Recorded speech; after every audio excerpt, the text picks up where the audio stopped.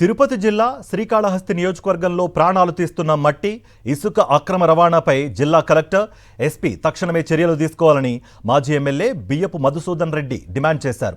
శ్రీకాళహస్తిలో నిన్న మట్టి mafia tractor ఢీకొని ప్రాణాలు కోల్పోయిన ప్రభుత్వ ప్రధానోపాధ్యాయుడు మురళి మృతదేహానికి ఆయన నివాళులర్పించారు.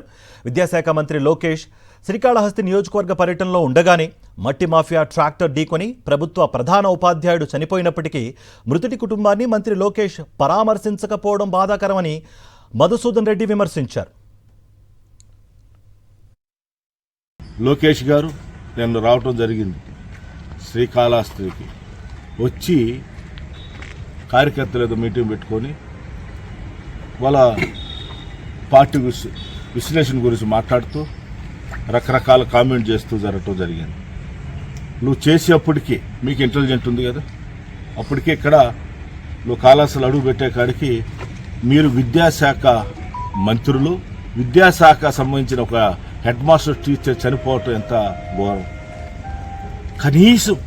కనీసం గుడికి వచ్చినావు, ఊరం దొరికిపోయినావు, ఆడన్నా కనీసం సంతాపం ఈ మధ్య జరిగింది, ఇంకొకసారి జరగకుండా చూస్తానని లోకేష్ గారు చెప్పుకుంటే నేను చాలా సంతోషపడి ఉండేవాను.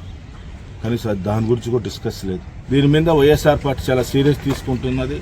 ఖచ్చితంగా దీని మీద మేము కూడా ధర్నాలు, స్ట్రైకులు కూడా త్వరలోనే ఎక్కడైతే అన్యాయం జరుగుతుందో అక్కడికి వచ్చి కూర్చుంటాం. దయచేసి దీని మీద సీరియస్ యాక్షన్ తీసుకోకపోతే కంపల్సరీగా దీన్ని ఉద్యమంగా తీసుకొని పోతాం. మరిన్ని అప్డేట్స్ కోసం ఛానల్ ను సబ్స్క్రైబ్ చేయండి.